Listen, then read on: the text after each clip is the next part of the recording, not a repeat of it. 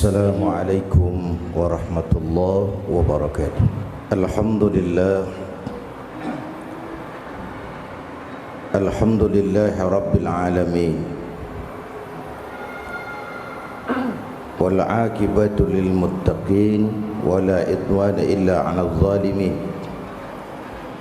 Ashhadu an la ilaha illallah wahdahu la syarika lah syahadatan tadharul quluba minal ghasyil la'in. Wa ashhadu anna sayyidana wa maulana Muhammadan abduhu wa rasuluh ba'asahu rahmatan lil alamin wa uswatan lil mu'minin. Allahumma fassalli wa sallim wa barik ala sayyidina Muhammadin wa ala alihi wa ashabihil mujahidin at-tahirin. Amma ba'du fa ya ibadallah, usikum wa iyaya bitaqwallah faqad fazal muttaqun. Saudara-saudara kaum muslimin, jamaah Jumat yang senantiasa mengharap ridha Allah,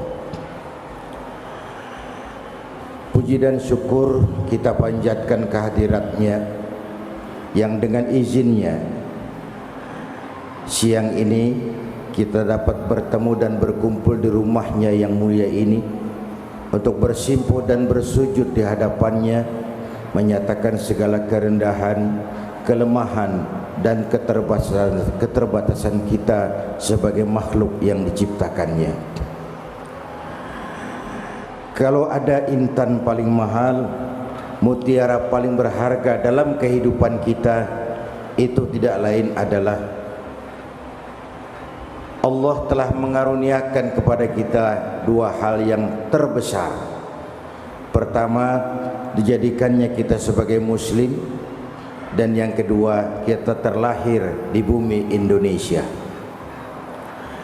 Karunia sebagai seorang muslim adalah intan paling mahal, mutiara paling berharga. Kenapa dia intan paling mahal? Karena dia pertama, dia menyelamatkan kita dari ketergantungan kepada benda. Ia menyelamatkan kita dengan memberikan petunjuk nilai dasar keimanan sebagai pondasi menghadapi kehidupan ini. Indonesia memang bukan negara agama, tapi pasti Indonesia negaranya orang yang beragama. Dan nilai dasar dari agama adalah nilai dasar keimanan. Ia adalah pondasi. Kalau dia kuat akan aman bangunan, kalau ia melenceng akan melenceng juga bangunan, kalau ia runtuh akan runtuh pula bangunan. Begitulah iman yang merupakan pondasi kehidupan. Sebilah pisau kalau dipegang tangan orang yang beriman, paling-paling leher ayam sasarannya. Tapi kalau dipegang orang yang jauh dari iman, tidak cuma leher ayam, mungkin lehernya temannya sendiri pun bisa digarapnya. Pisaunya sama, penggunaannya berbeda ketika tangan orang yang memegang berbeda. Oleh karena itu, kita di dalam membangun negeri ini bukan sekedar perlu orang-orang pintar, kita juga perlu orang-orang benar. Nampaknya bahkan masyarakat lebih menerima orang yang benar, tidak terlalu pintar, ketimbang orang yang pintar tapi tidak benar. Sudah capek rasanya rakyat dibikin susah oleh orang yang cuma pintar tapi tidak benar. Boleh jadi pendidikan membuat kita semakin pintar, tapi keimanan harus membuat kita menjadi semakin benar. Nilai kebenaran yang ditempa dengan keimanan ini akan melahirkan keseimbangan. Saudara-saudara kaum muslimin, jamaah Jumat yang berbahagia. Oleh karena itu, yang kedua, kita bersyukur dikaruniai, dilahirkan di bumi yang bernama Indonesia ini. Sebuah negeri besar yang subur, yang Allah titipkan kepada kita dengan keringat, air mata, darah dan nyawa. Seorang ahli sufi menjelaskan bahwa hidup yang paling tenang adalah hidup seperti model tukang parkir.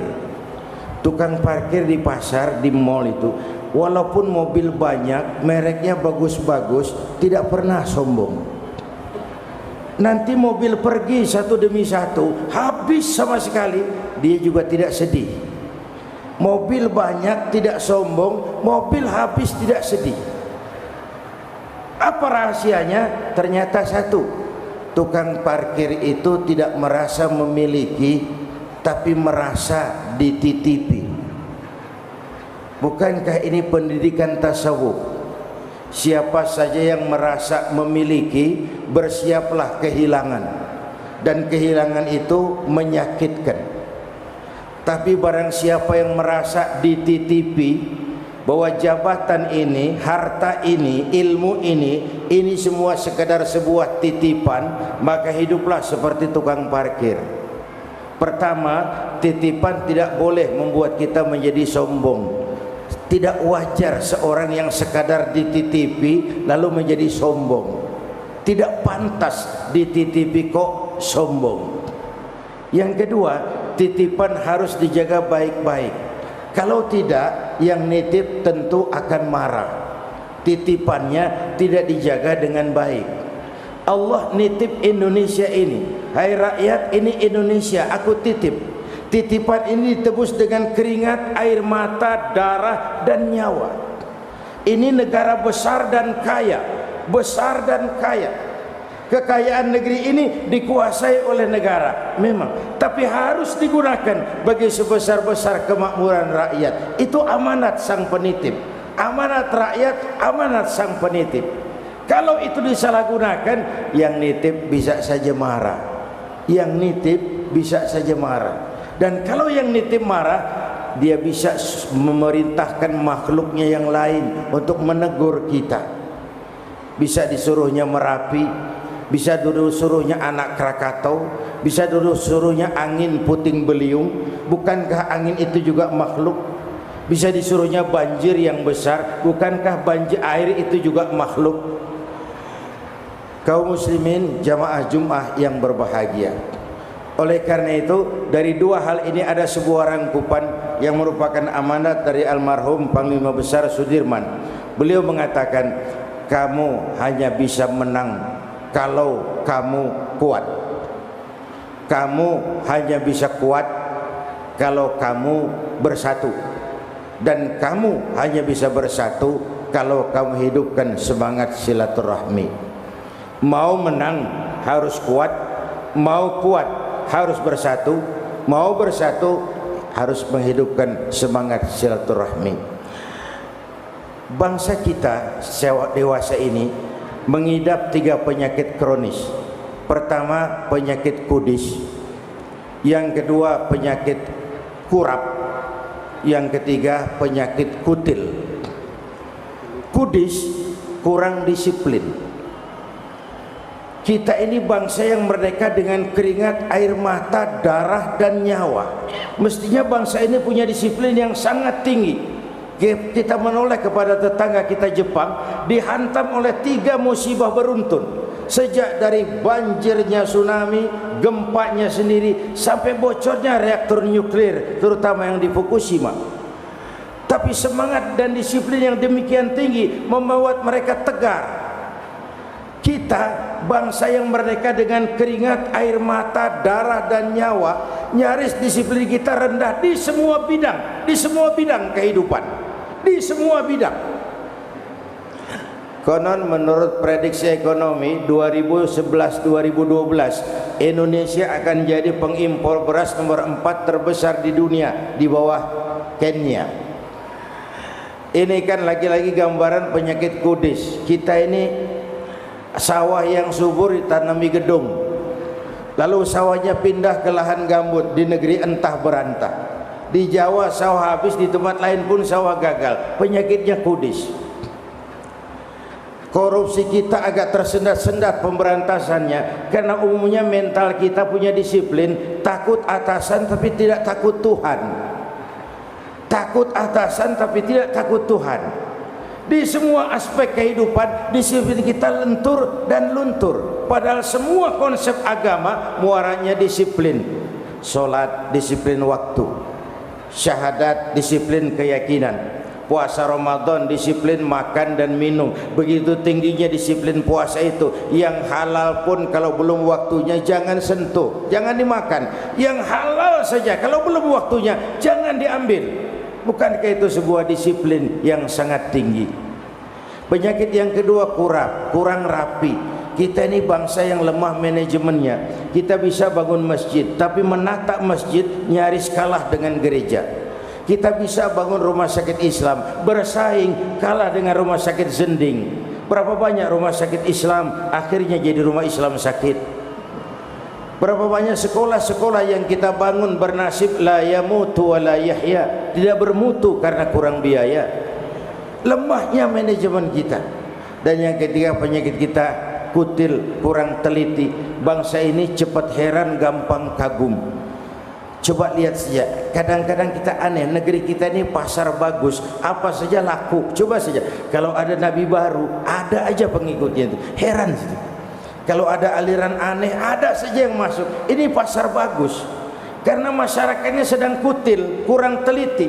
Ditambah oleh kemampuan entertain, orang pandai membangun pencitraan, orang pandai membangun bungkusan, sehingga akhirnya orang terpedaya, terpesona, kagum dengan bungkusannya, lupa dengan isinya.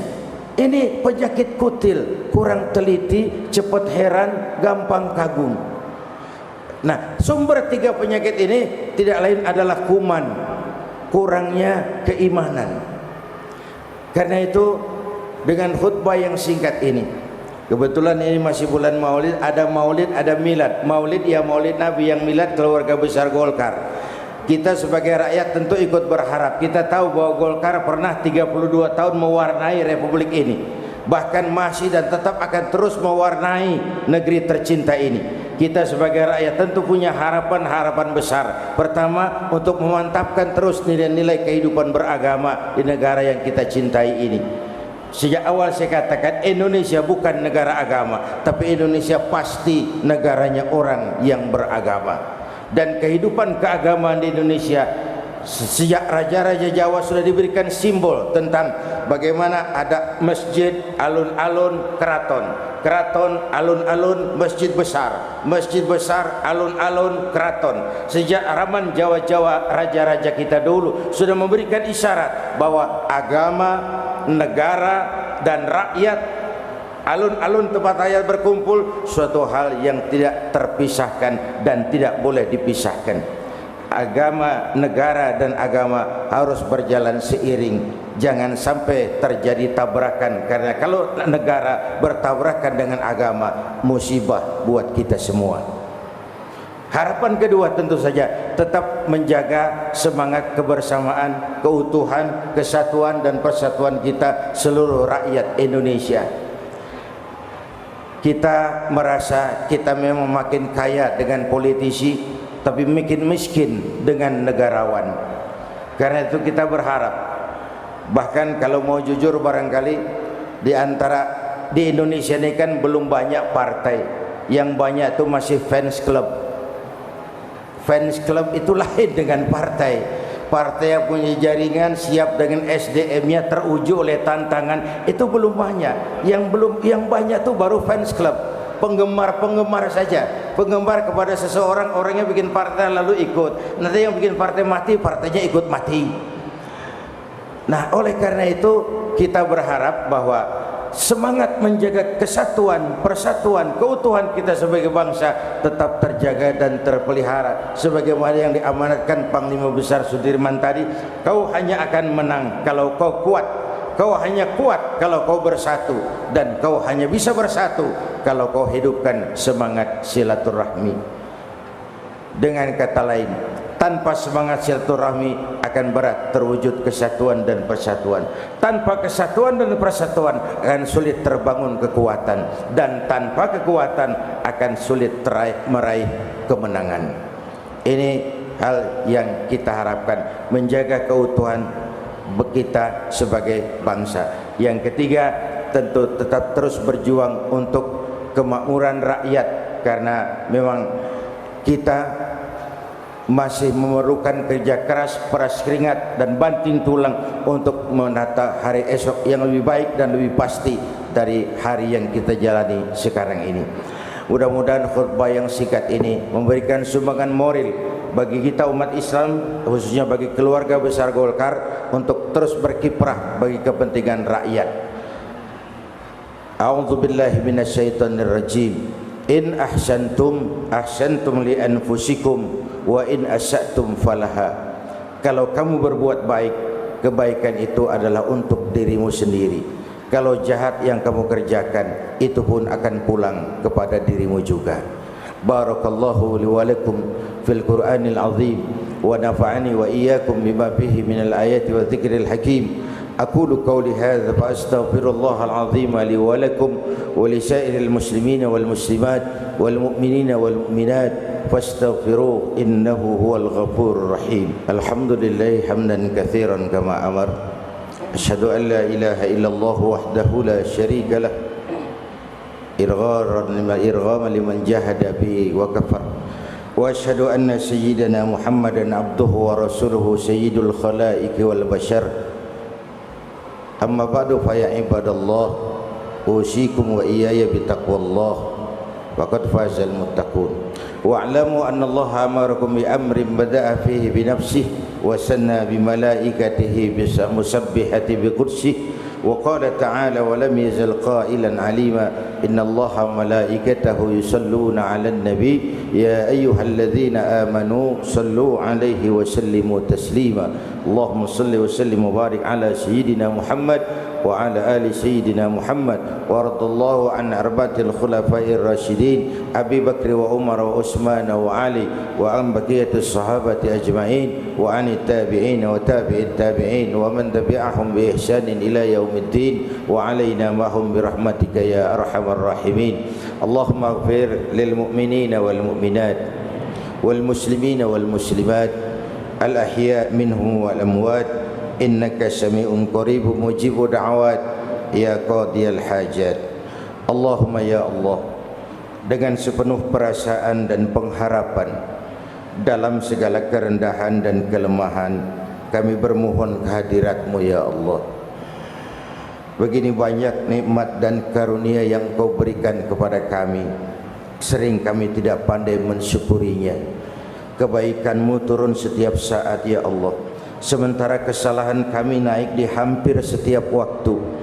Allah, kalau selama ini lebih banyak lalai kami dari ingat kami, lebih banyak keluhan kami dari syukur kami, lebih banyak marah kami dari sabar kami, tunjuki kami jalan-Mu yang lurus, yang apabila kami berpijak di atasnya, tidaklah kami akan tersesat untuk selamanya. Ya Allah, tautkan hati kami, satukan langkah kami, jangan biarkan kami sebagai bangsa pecah berkeping-keping.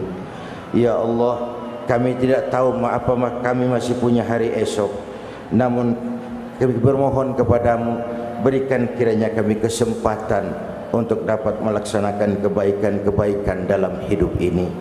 Ampuni dosa kami, dosa ibu bapa kami, dosa saudara-saudara kami umat Islam. Karuniakan kepada kami rakyat dan bangsa Indonesia pemimpin-pemimpin yang takut kepadamu dan sayang kepada kami. Berikan mereka kekuatan zahir dan batin untuk dapat membawa kami rakyat dan bangsa Indonesia keluar dari kesulitan hari ini, menapak menuju hari esok yang lebih baik dan lebih pasti. Rabbana hab lana min azwajina wa dhurriyyatina qurrata a'yun waj'alna lil muttaqina imama. Rabbana atina fid dunya hasanah wa fil akhirati hasanah wa qina adzaban nar. Ibadallah, innallaha ya'muru bil 'adli wal ihsan wa ita'i dzil qurba wa yanha 'anil fahsya'i wal munkari wal baghi ya'izukum la'allakum tadhakkarun wa la dzikrullahi akbar.